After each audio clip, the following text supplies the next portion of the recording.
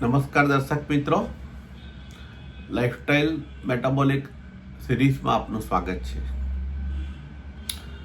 દર્શક મિત્રો, આજે જે રીતનો માહોલ આપણે ચાલી રહ્યો છે તેમાં સૌથી વધારે મહત્વનું હોય તો એમાં ન્યુટ્રિશન છે. તમને થશે ન્યુટ્રિશન એટલે શું?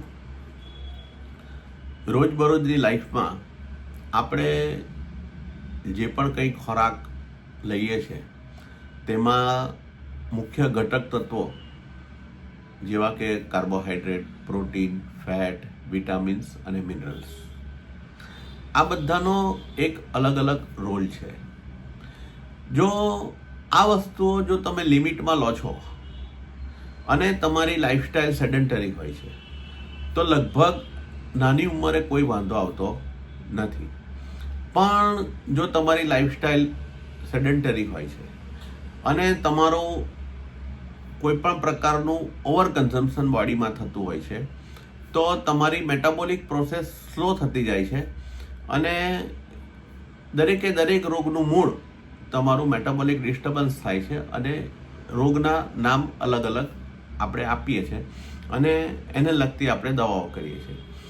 તો દર્શક મિત્રો, આ ન્યુટ્રિશન સિરીઝમાં આજે આપણે કાર્બોહાઈડ્રેટ વિશે વાત કરીએ. કાર્બોહાઈડ્રેટ એટલે આપણો એક બેઝિક નેચરલ સોર્સિસ જે હોય છે, કે જેમ કે આપણે રોટલી છે, ભાખરી છે, રોટલો છે,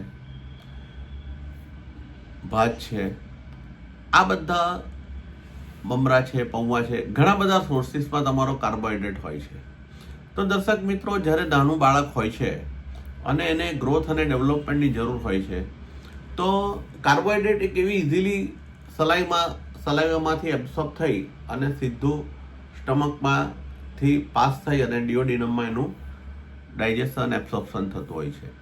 તો એકદમ ઇઝીલી સોર્સિસ ઓફ એનર્જી છે.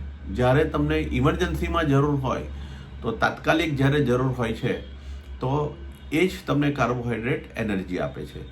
તો દર્શક મિત્રો, હું એમ કહેવા માંગુ છું કે તમારે જ્યારે પણ તમારી કોઈ મેટાબોલિક પ્રોસેસ થાય છે તો તમે તમારી લિમિટમાં જો તમે કાર્બોહાઈડ્રેટ લેશો તો તમારું મેટાબોલિક ફાસ્ટ થશે અને દરેક રોગમાં તમને એનું યોગ્ય પરિણામ મળશે. ધન્યવાદ.